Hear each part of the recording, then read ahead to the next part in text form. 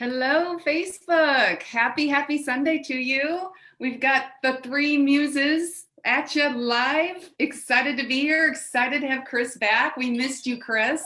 So much. Good to see you. And Stephanie will be back again next week. She is on assignment this week. But we thought it would be fun today to talk a little bit about the world of human design, the world that I live in. Because what's kind of cool about our little posse here is we each represent a different type of energetic design. So that's one of the reasons that we kind of just seem to, synchronize and flow so well together. And so we thought we'd just have fun breaking that down for you, and you guys can see where you fall in and where you connect. So share this out.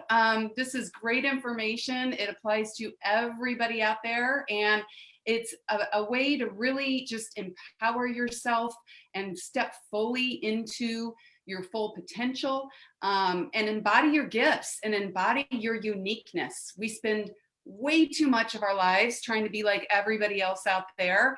And, we get conditioned by our parents, by our teachers, our bosses, and we end up judging ourselves our whole life because we can't seem to be like everybody else or, do what everybody else does. But that's not the way that this was planned. We each have a unique little puzzle piece that if we play our role out and we click with all the other people and all the other roles, that's when we really elevate the world, elevate our potential, come up with the great discoveries that, Jobs and Tesla and, some of these people have done to really propel us forward as a whole. So why don't we start by, if you aren't familiar with human design, I'll do a little overview, but I wanted to just throw out, if you don't know your chart or your makeup, you can go on jovianarchive.com, and that's JOVIAN, and just click on get your free chart, and you can go ahead and start to do that. All you need is your birth date, your birth time, and it really does need to be exact if you can get it off your birth certificate, because some of this is based off astrology, and so planets do move quickly and it can impact your energy. If you're like, oh, I think it was like sometime in the morning, that's probably not going to give you the most accurate information. So your birth date, your birth time, and your birth city, that's all you need to get started. So go ahead if you need to and jump on there, and we'll just go around and see. Chris, what have you been up to? We haven't seen you in a while. How's life? Working my butt off. You see, I got the leather. I'm rocking the corporate today. I like it. It's a Joan Jett look. It's very, Xena warrior princess, angels. I'm going for a whole thing today. I've got like the 4-inch high boots on, black boots to match. It's a whole thing. Wow. You walk down the hall and people are they step out of your way. So they can hear me clicking and clacking from a long way away. I will definitely do that. I am not sneaky peeky nothing right now. I'm always. Oh, I love it. You do look like a Charlie's Angel, doesn't she? Yes. We should have that as our logo, That would be awesome. That's totally a thing. But I've been doing great, just working hard. Thank goodness work has come back up after the coronavirus, just everything shut down. So I'm working today. I've been working for the last couple months nonstop, which has been wonderful. Good. You gotta. I miss you too. I was gonna say, my dad used to always tell me, I'm from the South. He used to, you got to make hay while the sun shines, and it's true. You do.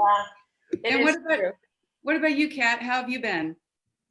Fantastic. I'm just working on the same kind of stuff that I think that you are, Katie, just getting ready to launch a new program, which I'm excited about, and doing a lot of filming. Oh, yeah. It's always that back end work that, it's work, it's fun doing what we love and what we're aligned with, it doesn't feel like work, but you're right. You still have to put in the time and the planning and all the behind the scenes stuff to make it happen. Well, yeah, let's go ahead and dive in.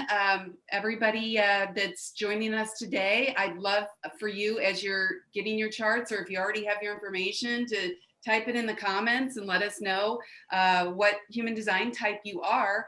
But human design is a synthesis of a lot of different wisdoms. It's got a lot of layers. It can go really as deep as you want to go into your energetics. And what it does is it combines esoteric wisdoms like astrology, the chakra system, the tree of life, Kabbalah tree of life, the I Ching in Chinese tradition, with quantum physics and genetics. And so they have discovered a correlation between the Chinese I Ching, which was written 3,000 years ago, if you can believe that, and modern day science has shown it matches up directly with the 64 hexagrams in the I Ching, match up directly with the 64 codons of our DNA.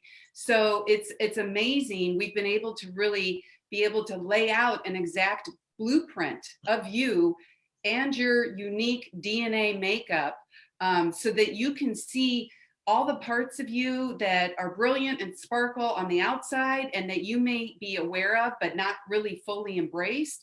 And then also what lies below the surface that you haven't even tapped into yet. So all of that subconscious material and genetics.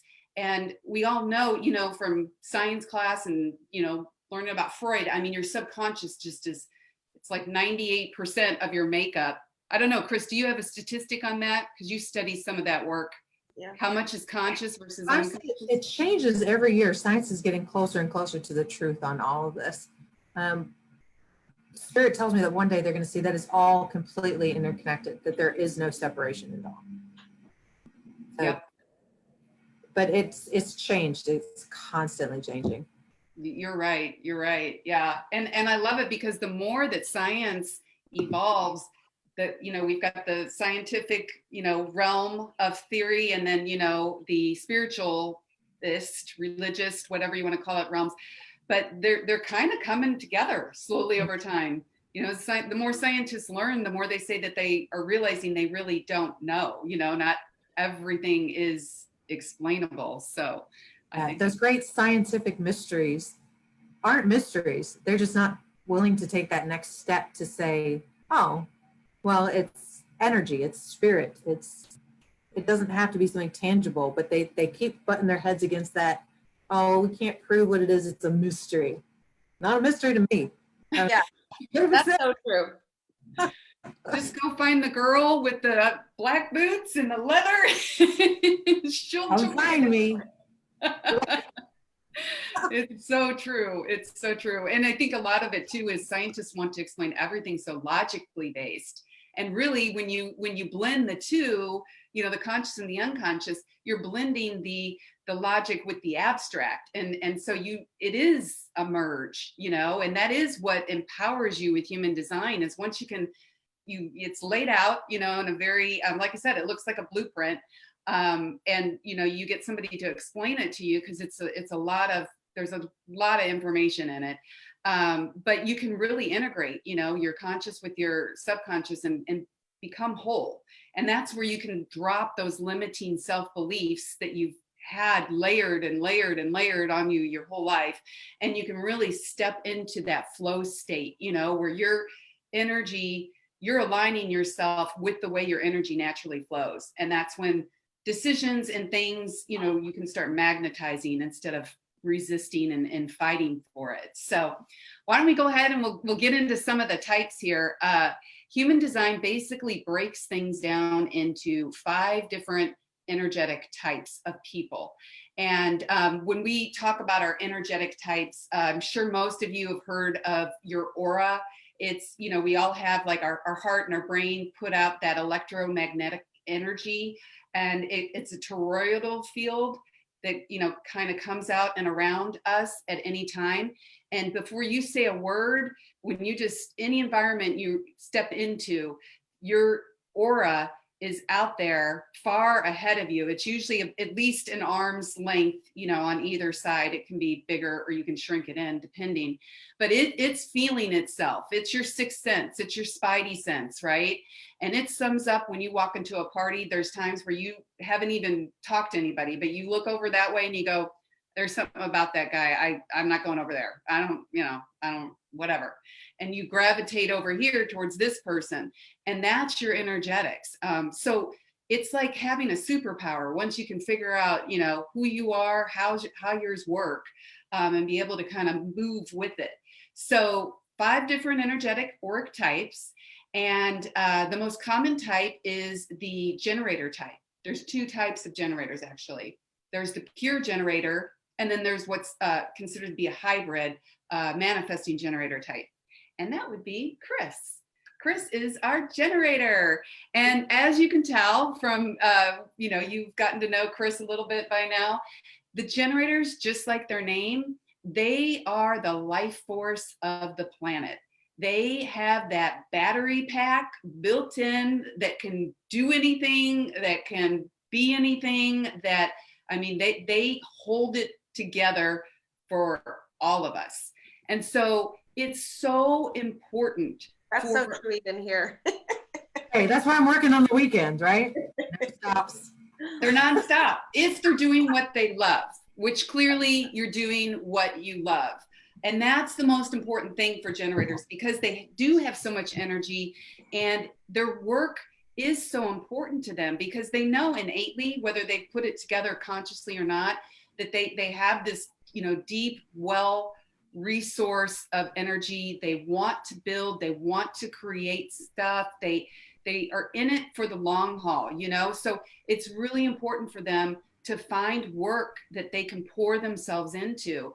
And they're the type of people, if they're doing what they love, they don't tire. They go through the day and they burn themselves out. They use up their resources, but overnight their battery pack just gets recharged, and they just, they go at it the next day and they love it. They find such a deep sense of peace, or I'm sorry, satisfaction. Does that resonate with you, that buzzword? Like, absolutely. I've felt driven my entire life, and not driven to achieve in like the traditional sense, just to accomplish, to be in the forefront, to be a leader, to really just, if we're going to jump out of a plane, I want to jump out first. And then let's try that again. Like, that's just very much my mentality. If it scares me, I want to do it even more. That's amazing. Yeah. It doesn't matter whether he's jumping out of a plane, climbing a mountain or a tree, flying into the water. All of it. Yes, absolutely right. I know when we were in Shasta, we went down, we hiked down to this beautiful, riverhead, and it was just this beautiful space. And some people decided to, swim across the river. There was like this little like rock structure, you could go and lay in the sun. And after a while we were looking around, we were like, hey, where did Chris go? And then somebody looks up, she's literally up in a tree or hanging off a cliff. I mean, just like, a little bit of I don't even know how you got up there. In a tree hanging off a cliff. It was taunting me because it grew out of the side of the cliff, like sideways. I was like, well, I got to climb up there. And it looked like a perfect seat. Like it It kind of did, actually. But yeah, you're right. Risk taking, doing new things. And the difference between the generators and the manifesting generators is they're both still generator types. The manifesting generators, they have the gift of efficiency. So they will basically just pivot, from whatever is immediately in front of them and lighting them up. And once they feel like they've used their energy, and they're done with that, they're on to the next thing. And they just want to try something new. And the pure generators are more, they like, to be in it for the long term, to really see the satisfaction of completion of a project. And yes, Kat. Chris, are you a manifesting generator or a generator? I think I'm manifesting. I had to pull up my thing because I could not remember which one I was. I want to say manifesting because I don't particularly care about seeing the end of things. That would make sense. Do you have yours handy? I do. Where does it say what type of generator? Oh, does it just say generator? Okay, yeah, that's what I was thinking. You're a generator. Yeah.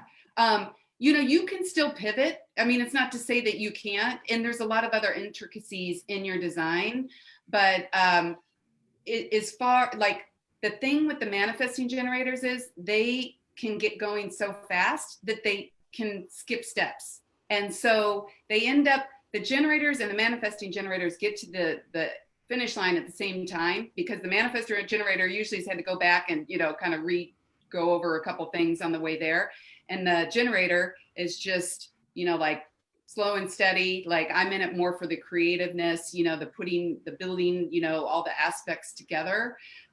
So do you tend to find yourself like where you skip steps and you skipped over things? Yeah. Yeah.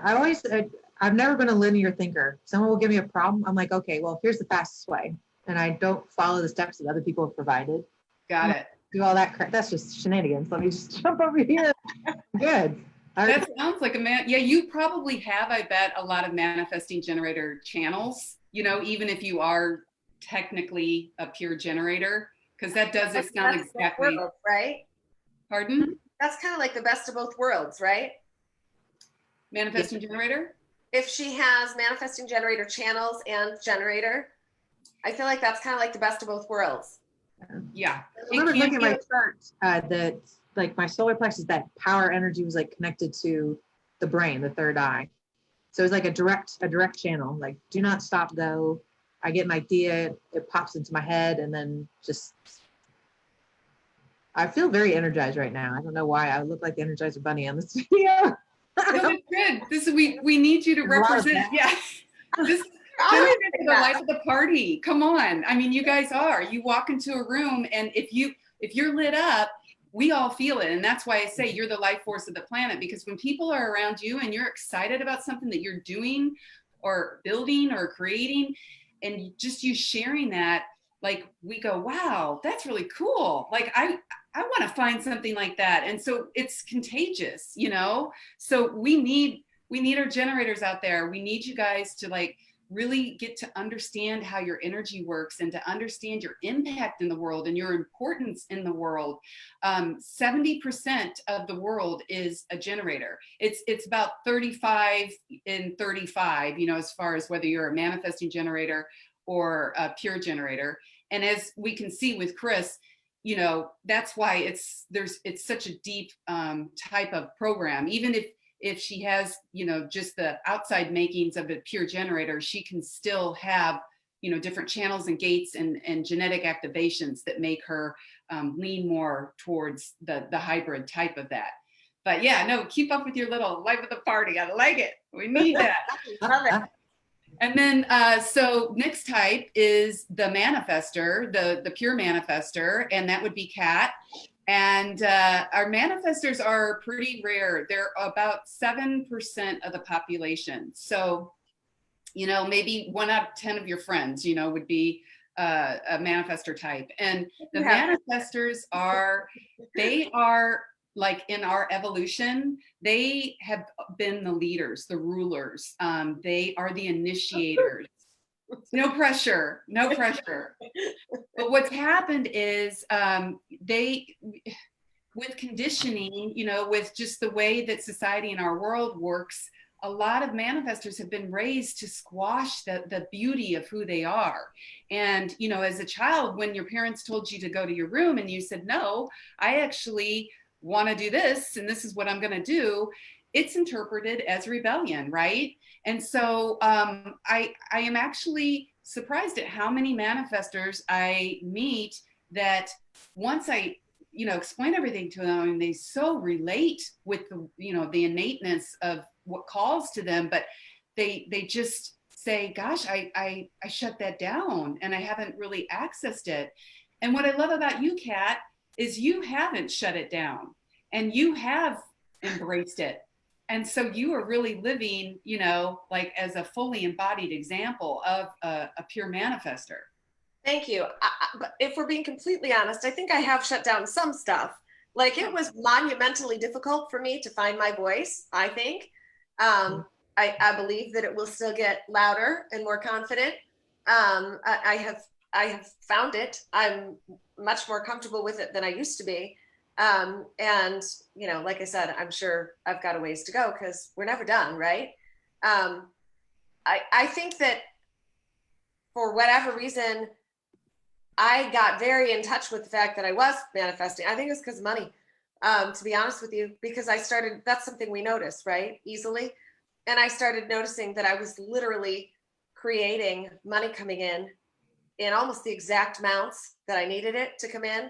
I had some very specific circumstances that allowed me to see unequivocally that I was operating and influencing what was occurring in a very direct way around me. So in that way, I I would agree with what you said. In some other ways, I mean, it was life changing for me, to be honest, when you and I first sat down to do that reading, because there were things that I was kind of carrying as baggage, like we all say, that I had heard over and over and over again in my life, that when you illuminated, I was like, oh, okay, that makes perfect sense. And that's actually what I'm supposed to be doing. I don't need to feel badly. Really, none of us need to feel badly about anything, right? But that was my experience. I don't need to feel badly about this piece or that piece, or excuse me, I can let that go. And uh, so it was really helpful. Well, and you bring up a good point, because I think that that is probably the number one response I get when doing sessions with people with human design is it gives you permission. It just feels like this huge weight that has been put on you by, like I said, all of your life, you know, of people telling you to be one way and you struggling and trying, you know, to be that way. And all of a sudden, somebody's giving you this information and saying, this is who you are, you know, step into this, and you can go, oh, finally, okay, there's nothing wrong with me because, you know, I do things this way when everybody else does it this way. The manifestors, their aura is the only aura that does have, it's built to have kind of a little force field to it. It's a little repelling. And so a lot of times, even as kids, manifestors walk into a room and you can't help but notice a manifester. That's just their energy. I mean, they have very powerful energy, and their auras are repelling only because they are meant to be able to go in and pave the way for the rest of us and initiate, and they can really push and clear things out of the way, right? So they're not here to, you know, be giving everybody like just a, you know, a hug, like the generators. Their generators are very magnetic.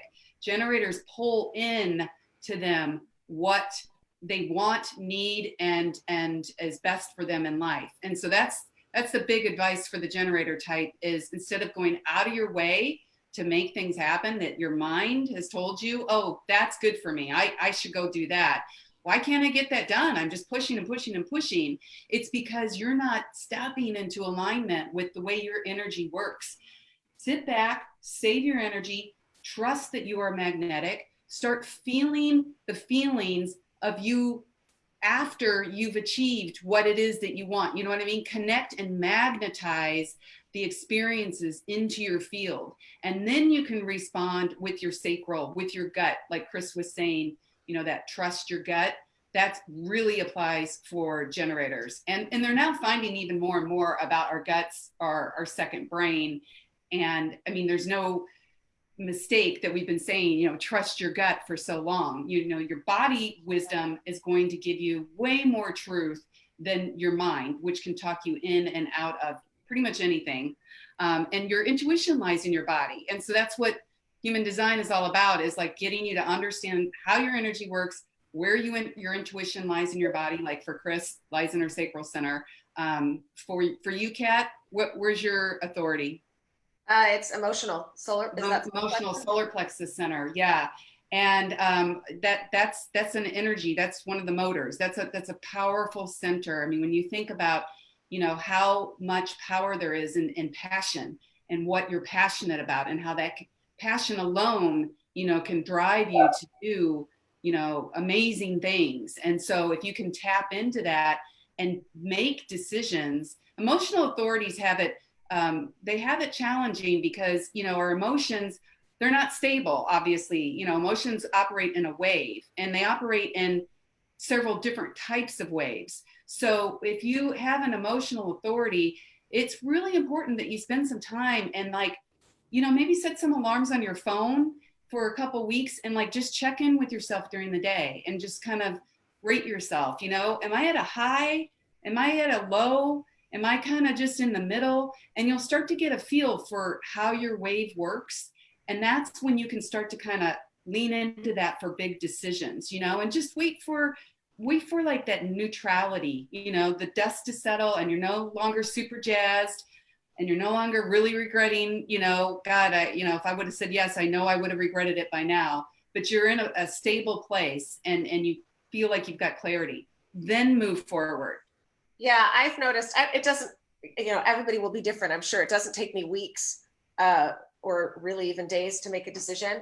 But what I have instituted, and I thought it was interesting because I had instituted this before, because so frequently I make decisions and then regret that I made that decision. Yes. So I saw this on an Oprah show forever ago. I remember she was saying, because so many of us have trouble saying no, right?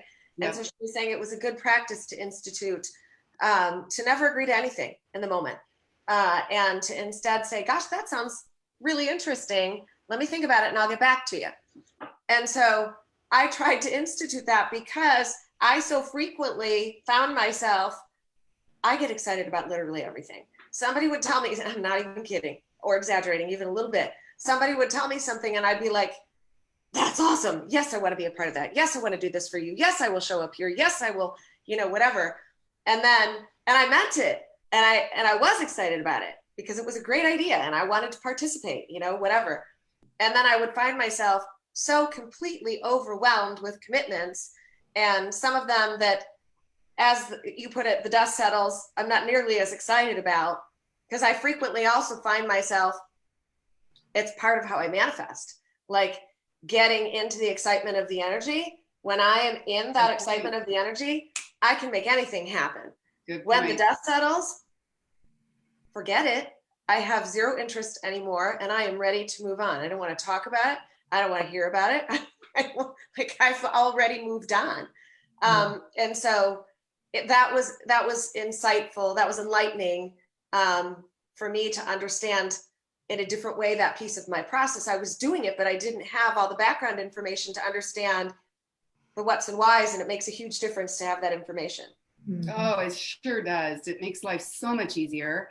And you brought up an excellent point. The works in sprints of, creative insight that gets you excited about something and propels you forward to initiate movement. Because once you start, the people naturally start to line up behind you, and you aren't necessarily meant to see things through fruition. You are meant to get it started, get the people and delegate, and then boom, move on. And manifestors need to rest. They have that, like I said, it's like that burst of energy. And then after you've completed it, you need to rest and recharge, and then, wait until you get that next creative burst. So I'm glad you brought that up. Yeah, that's something I'm sure a lot of manifestors have heard in their lifetimes. Do you finish anything? Hey, what was the website again? I'm going to put it in the comments. Oh yeah, jovianarchive.com. Or they can also go to mine, katiesteinle.com, and I have a link on there for, click on, this link for your chart, and it'll take them there. And Steinle, S-E-I-N-L-E. Good job. Jovian, for anybody who wants either. And just like Kat was saying too, one more point is the thing with human design is it's not like instantaneous. I think people these days, especially, like they think they're going to sit down with something or someone, for an hour, and it's like, here's all the information of who you are, go, and like their life's going to be magically fixed. We have patterns. And we've been doing these patterns, most of us, for a long time. And so each cell in our body holds a pattern of some sort. And it takes 7 years to fully turn over every cell in our body. And so even when you start this process, and it's all about, you know, aligning with your energy and making correct decisions, each moment we all have free will. I mean, you know, human design will show you your life trajectory, and this is the way, you know, things, you know, in a perfect world, which would open up and go for you. But if you in any given moment are making free will choices that bring you way out over here, you know, it gets harder and harder and harder. And so each choice that you're making that's aligning you back with your energy, and you're using your intuition, you know, and your body's wisdom, and then, you know, your energetics, it's a process. It takes a while to get those layers of deconditioning off and to really go, wait, nope, this is Katie doing Katie. Like, this is not really who I am. Let me step back in this moment and then make, you know, the decision to align with it. So I just want to make sure that I stress that, because it's really important. And then you don't go beating yourself up to like, well, why isn't, you know, everything fixed and perfect in a week? So, and I think what's one of the things that's so cool to what you're talking about right now is that it literally defines for you, this is what your life will look like and or feel like when you're operating within your design. And this is what your life, the emotion that you will experience, this is what you will experience, this is what it will feel like when you're operating outside of your design, which is super easy for anybody to grasp, relate to, you know, notice and use as a way to redirect. Yeah, absolutely. I'm glad you brought that up. There's always two buzzwords for each energetic type. And so, like you said, it's so simple to just check in and know. For Chris, it's for generators, manifesting generators. It's like I said, you're like go-to, like, oh my gosh, this is the best feeling in the world for me, I'm in perfect alignment, is satisfaction. And most times when I tell generators that, they're like, oh yes, I get it. Like, I just, you know, when I do something and I get it done and I look back. I mean, when you think about it, the sacral center that is most generators' authority, it's our sexual center, you know? And so when you think of, you know, that type of energy, you know, there's that passion, and then that buildup, right? And then a crescendo of energy. And then when the energy is released, there's that, you know, that deep satisfaction of like, oh, that felt great. Like, I just, I feel full. And when they're out of alignment, frustration is your buzzword for, we call it being in your not self. But when a generator is feeling frustrated, definitely a time to go, wait a minute, let me just check the situation and, you know, go back into my authority, make sure that this is, you know, correct for me. And maybe I'm just feeling frustrated because it's taking longer than I expected, or, you know, am I really frustrated and need to drop it and pivot? And then for manifestors, what you really go to is peace. Manifestors love peace. And peace is your default. But if you're out of alignment and things aren't flowing the way you want them to, anger, deep, deep anger. You do not want to make a manifestor angry. Let's ask your husband. I said I was on mute. My family can vouch for that. Manifestor children, I think, can be really difficult sometimes. Did you have a lot of anger? Yes, I did. Yeah. And they don't respond well to being told what to do. No, we don't. And so it's my son, to Chris's point, she's like, well, it says generator, but, you know, I resonate with the manifesting generator. My son was a manifesting generator, but had a lot of the manifestor activations.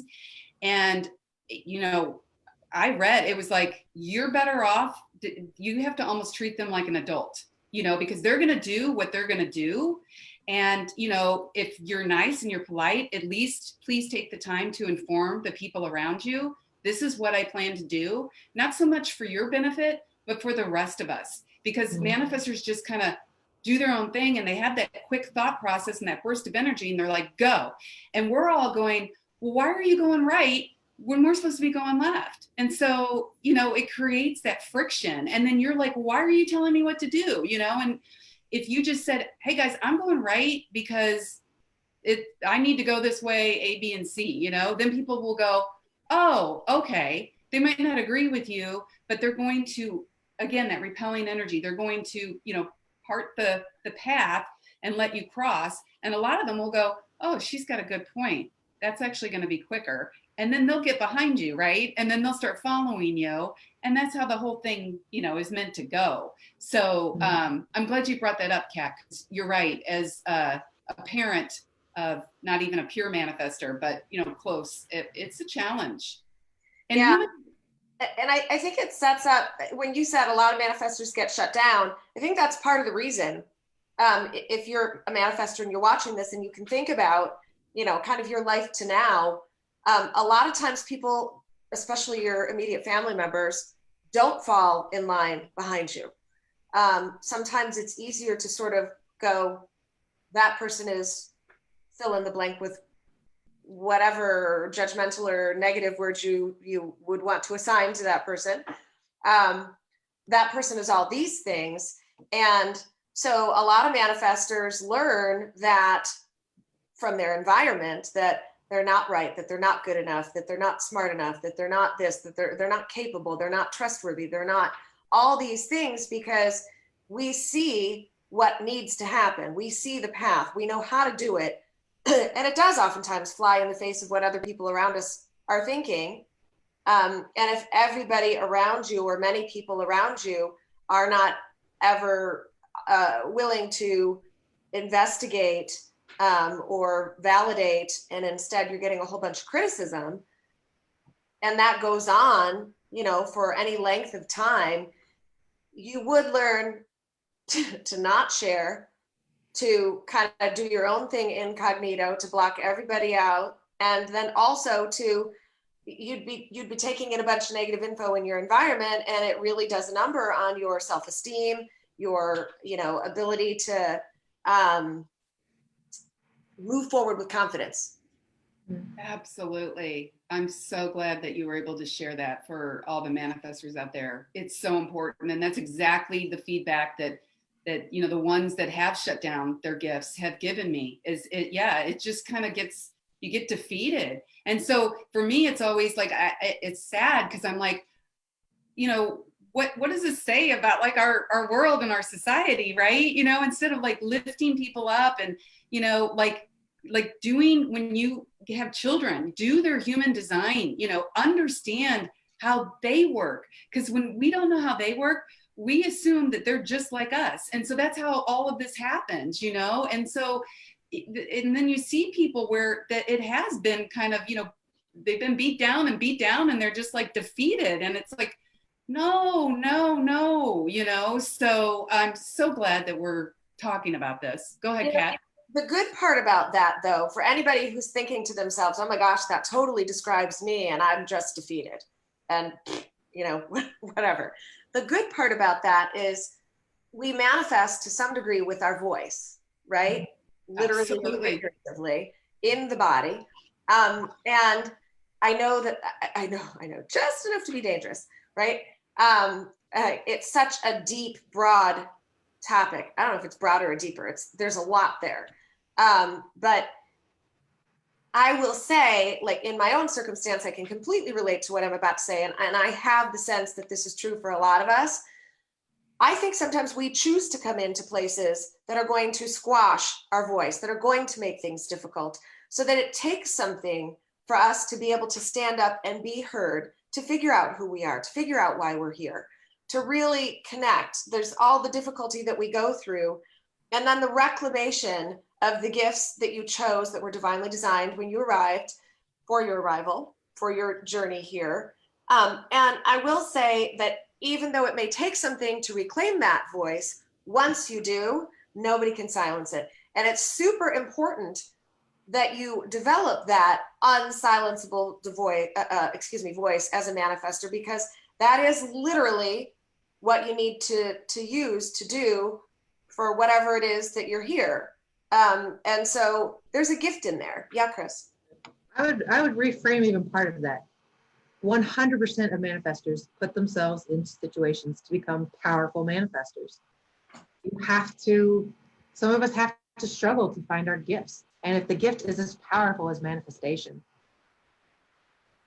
earn it. not in a sense like it doesn't belong to you, but you have to prove to yourself that it's yours.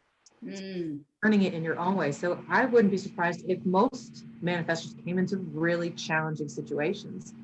It's such a small percentage of the people all believe in assimilation. That's what cultures and communities do. You know, it's very much the Borg for all those Star Trek fans. So of course, a manifestor who's going to be a leader, who's choosing to be a leader in this life, is going to come in and have a difficult situation, so that when they do bust through, just there's nothing else that can stop them. Literally, yeah. And you like that, you said it perfectly. Earn that power, earn that the mastery of what it is that you brought in. Because and we've got Melinda and also Tanusha, who are saying they're manifestors in the chat group. Melinda!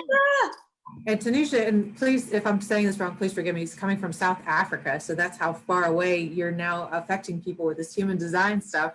I love it.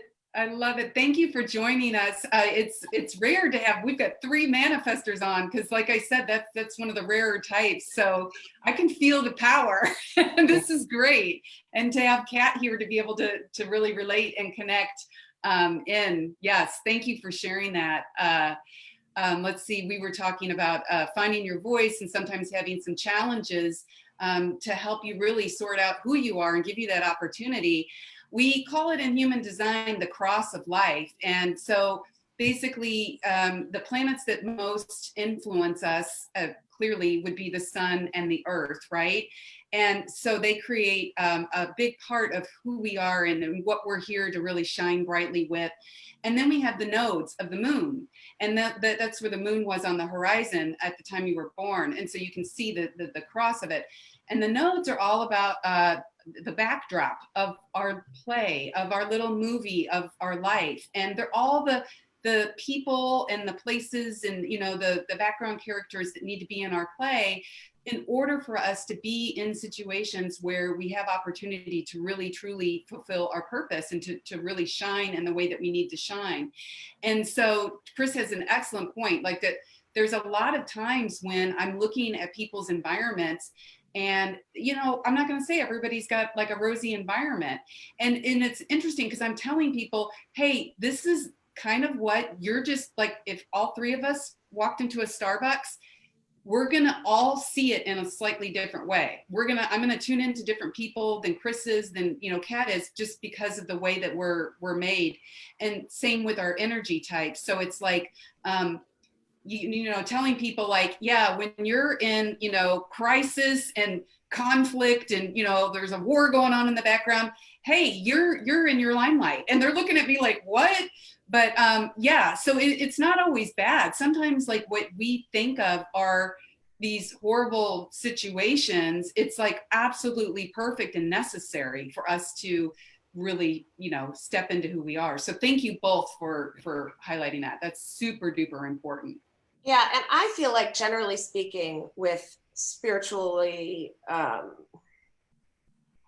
driven people, with light workers, with whatever you want to call those of us who do this work, I think no matter what type you are, there's some degree of that. Because it's required. You've got to understand. You've got to be able to gain the wisdom to be able to manage all the for everyone who comes into your space. You're not managing anything for anybody else, but you've got to be able to understand in a different way, in a deeper way, all of the things that we all need to understand. So, you know, like I think I just typed, what an opportunity. Really, what an opportunity. It is. It's to be empathic, right? To really be able to connect on an energetic level with all that is. And there's a difference between mental embodiment and, you know, physical embodiment. I mean, you can learn about crisis, you can learn about trauma, but when you've experienced it firsthand, your experiential wisdom is like a quantum compared to, you know, just understanding with the mind. And so that's what I love about human design, is it teaches us to get out of our mind, use our mind for what our mind is, you know, meant to be used for. Our mind's ultimately a survival mechanism that is always in any given situation analyzing fear bases survival bases, theory, it's great for certain things, but yeah, human design is just a wonderful life-changing tool, like Kat was saying. Yeah. What's yours, Katie? Okay, so yeah. So third type Transition. is, huh? That's a great transition. It's smooth. Third type is projectors, and projectors are about 20% of the population, but we have the most subtypes of all the different types. So like I'm a mental projector, and that's extremely rare. It's only about 2% of the population. So, it kind of goes all over the board with that. But projectors, the manifestors were, the rulers, the kings, the queens, the dictators. The projectors are the newest type. And as things evolve, the projectors are the guides, the seers, the ones that are here to really take us, move us through in a collaborative type of, guidance and leadership role into, the new, I don't know, the new levels of evolution, if you want to call it that. Into what's next. Into what's next. Thank you. That's exactly it. But for projectors, the way we work is we're the one energy type that is not so much focused on figuring out who we are. We're way more interested in who you all are, because we end up learning about ourselves through the other, which is tied into, why we're naturally like guide type energy, right? And so the projectors are the ones that you meet, sometimes you meet somebody and you can just tell within like a minute, like they're just like piercing your soul, and you're like, whoa, like, man. And that's just, we don't even know we're doing it. It's a very penetrating, our aura is very penetrating. It goes, right to the core of you. We, can kind of sum up who you are and, figure you out very quickly. And we do have guidance. We do have good information of seeing how things could work better for you, be more efficient for you, be more efficient for, the world, the communities. So the best thing you can do for projectors is ask them questions. Projectors are the ones in the back of the room going, oh, pick me. I know the answer. Please pick me. And, we can be passed over because we aren't always necessarily as ambitious. That's not the right word.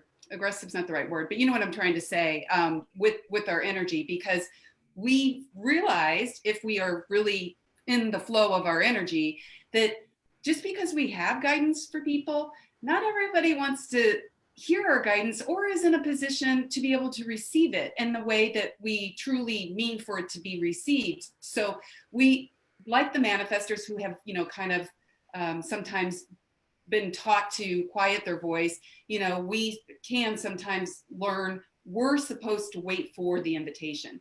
Because when somebody comes up and asks me for my opinion or, what to do, blah, blah, blah, I know they're ready and I'm being recognized. They see me for who I truly am.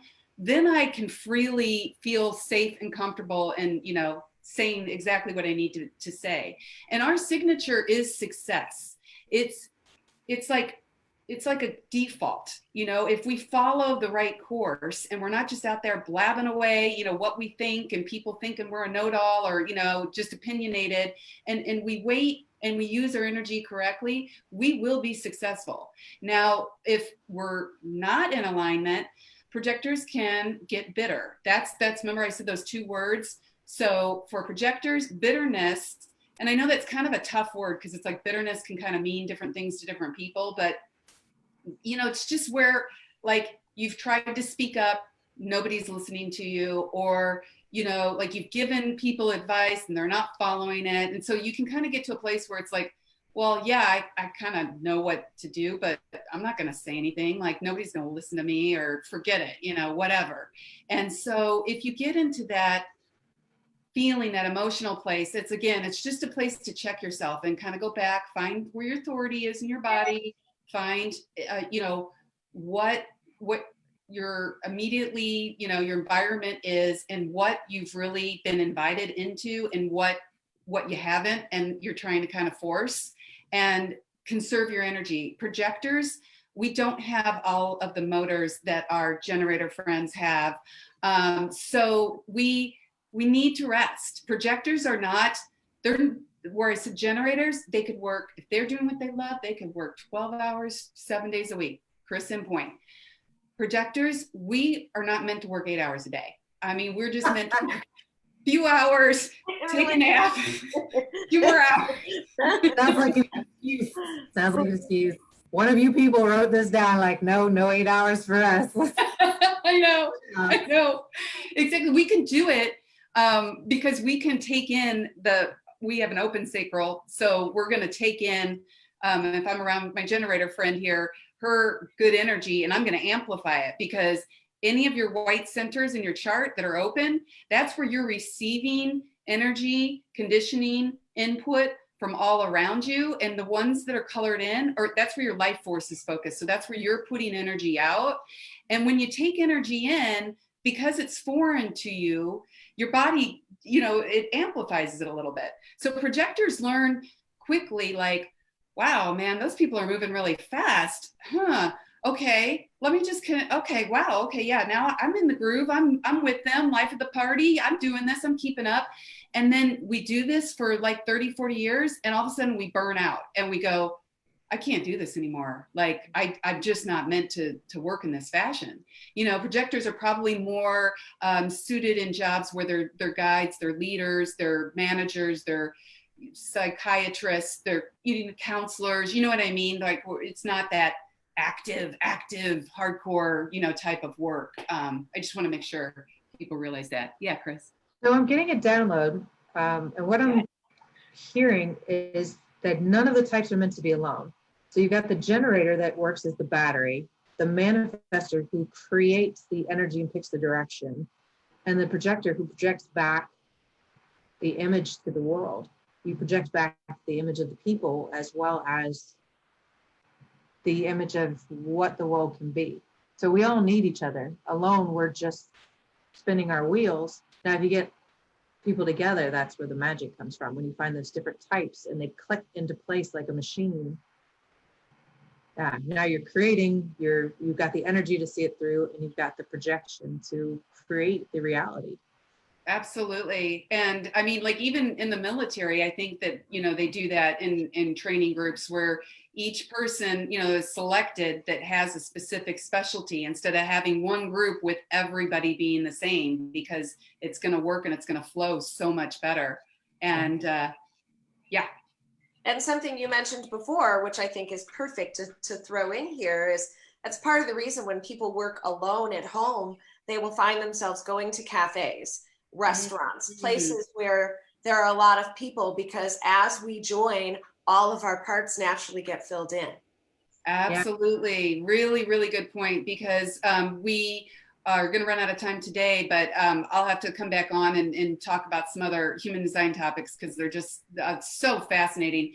But the way that our centers are defined, we can have about 50% of the world has a split. We call them split definitions. And so they've got, like, just a gate or two that are in between, their defined centers. And so instead of their energy flowing, like succinctly, they've got this piece that they're always kind of searching for, like, gosh, if I could only find this, then I'd feel like whole. They kind of are the type of people that do better in relationships and things like that. And depending on how big your split is and how wide it is, that's exactly what we tell people is, you're better off if you're contemplating an important decision, even if you're not interacting, go to a coffee shop, because all of those gates that are active in you and those white centers that you're, kind of wanting to take in, you're going to line up, think about it, in a coffee shop with 20 people. I guarantee you're going to get a hit between all of that of what you need. And people with extremely wide splits, like, triple, quad splits, they'll tell me, like, they'll go for like a walk, in a park where they can quietly think, but there's people around, or a yoga class, like, so you're doing that meditative work and you're working things out, but you're a genius because you're connecting up with all the energy that you need. So that was awesome. Yeah. So I love these conversations so much. You're never sure what's going to happen because we're clicking into place our very different energy types. Good point. Yeah, yeah. And I mean, we knew that when we first came together, we just clicked, and we just we're all very attuned to really standing in our own energy. And, we've done a lot of work to really, realize and embody who we are. And then it took us a couple months in, I think we were having a conversation and we realized, hey, wait a minute, like, yeah, no wonder we click so well. Like, it's just nobody's, button heads, everything just kind of flows. And so I thought it would just be super fun to show people how well this can come together, because Chris is absolutely right. Truly, the way we call it the penta, but 5 individuals are the optimal number for cohesiveness, like as far as the way that we are designed as human beings, which is interesting, but we can talk about 5 elements, 5 Chinese elements. that. Very powerful number for completion. Yes. Gang. What'd you say? I said Scooby-Doo gang. Oh, I thought you said chitty chitty bang bang. But if you look at Scooby-Doo, they actually really balanced each other out. You Yeah. had the smart one, you had the brave one, you had the guys who were, the girl who was up for everything. I don't really know what her role was. And the guys who just get into trouble. Pretty. They all have their roles. No, seriously, these people put thought into the Scooby-Doo gang. It's a great example. Absolutely. I just brought that up because of Shasta. I thought it was. We do have our Scooby-Doo gang, yes. We're missing a couple of them, but we'll have to do a show with all 5 of us on here and see what happens. I bet it would be hilarious. I agree. Absolutely. Well, I guess we are approaching time to wrap this up, but why don't we just, you two tell me what was your takeaway, your biggest takeaway from today? I like seeing how we click in with each other. So I know that if I need help manifesting an idea and all I've got is raw energy, that I can reach out to Kat, and I know she's going to help me solidify ideas. And I already knew that, but now I understand better why. Yeah, and I would say conversely, when I have ideas, I'm just going to reach out to Chris and ask her to just do everything for me. Yes, I'm the worker bee. I got this. Like, great. Oh, and before we sign off, there is one more energy type I just want to cover so I don't leave anybody out. It's very rare. It's called the reflector. And where the other types I mentioned, we're all solar beings. We, work in tangent with the sun. The reflector is only about 1% of the population. They are the true empath. They are aligned with the lunar cycle, and so they work in a whole different way, and they are meant to be at the core of a community and really be able to reflect back to everybody what is happening in any given time and situation. And so they make great HR people. They need a lot of balance with alone time, because they, their body is just constantly processing. They're around a generator. They take on that generator, type embodiment, and, manifestor, they take that on. So it definitely wanted to give a shout out to the reflectors out there. We need you. We love you. So you post your pictures, your chart pictures on there. I just posted mine so you can see what it looks like. Oh, awesome idea. I would love it. Yeah, please, everybody out there, and share this out. It's great information. It's something easy we can do to make simple changes in our lives to just really start to fine tune things. And I will tell you, almost every person that I've done a human design session for has said, this information is life-changing. And so, it's a gift. And so take the gift and use it, and let us know how it changes your world. And we'll be on every Sunday going forward from, 11 o'clock Pacific time, 12 o'clock, 1 o'clock Central time, and 2 o'clock Eastern time. We'll get this right. Thank you again for joining us. I hope you have a beautiful, beautiful Sunday, and you have a wonderful week ahead, and we will see you soon. Thanks.